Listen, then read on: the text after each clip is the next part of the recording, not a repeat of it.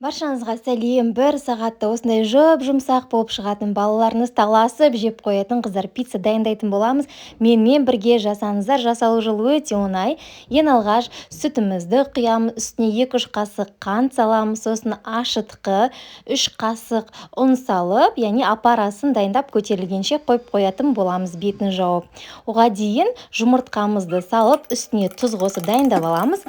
Апарамыз көтерілген соң жұмыртқамызды саламыз, үстіне сары майымызды қосып, жақсылап араластырып, ұнымызды сала отыра жұмсақ болады, яғни орташа деңгейде қамырымызды илеп алып, көтерілуге 1 сағат қойып қоямыз. Көтерілгеннен кейін осылай 9 бөлікке бөліп аласыздар, өздеріңізге қалай ыңғайлы қолдарыңызбен. Сосын қолдарыңызға май жағып, қыздар осылай дөңгелектер жасап аламыз да, бетін жауып, тағы да көтерілгенше қойып қоятын боламыз. Оған дейін начинкасын дайындауға кірісеміз. Ең алғаш колбасамызды осылай тураймыз, бетіне сырды күштен өткізіп, 1 жұмыртқа қосып, жақсылап араластырып аламыз. Ішіне қалауларынша зелень салсаңыздар болады. Одан кейін көтерілген қамырымызды жақсылап алып, осылай ішіне бортиктар салып, начинкамызды салатын боламыз.